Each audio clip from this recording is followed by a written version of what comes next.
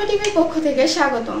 শিরোনাম নিয়ে সাথে আছি আমি শারমিন আক্তার। কসবায় নানা আয়োজনে পহেলা বৈশাখ উদযাপন। তথ্যচিত্রে তানভীর আলম ডালি ও বায়েজিদ রশিদ ডালি।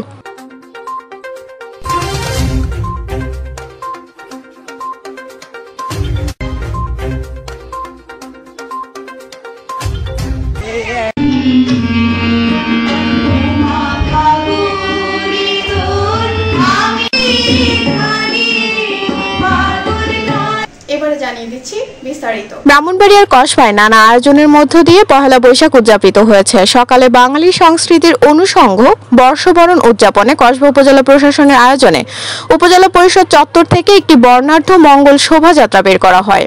ঢাক আর ঢোলের তালে তালে বিভিন্ন প্রদর্শনীর মাধ্যমে শোভাযাত্রাটি কসবা পুরাতন বাজার স্বাধীনতা চত্বর প্রধান সড়ক প্রদক্ষিণ করে স্থানীয় উপজেলা পরিষদ চত্বরে গিয়ে সমবেত হয়। উপজেলা পরিষদ মিলনায়তনে গিয়ে জাতীয় সঙ্গীত শেষে স্থানীয় শিল্পীদের পরিবেশনায় মনোজ্ঞ সাংস্কৃতিক ও আবৃত্তি অনুষ্ঠান অনুষ্ঠিত হয়।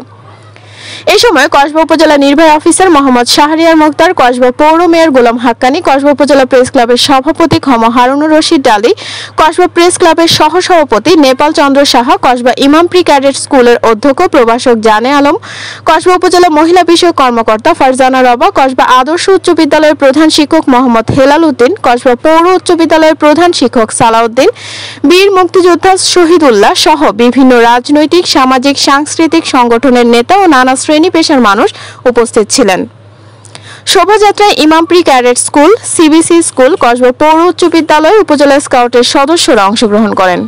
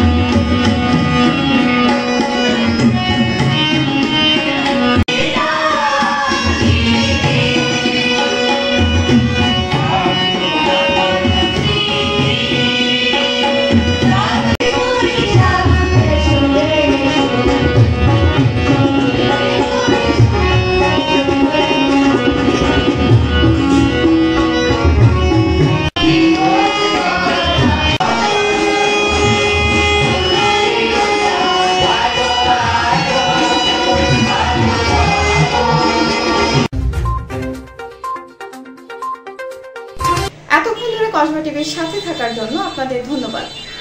কসবা টিভিকে লাইক, শেয়ার এবং সাবস্ক্রাইব করে পাশে থাকুন। আল্লাহ হাফেজ।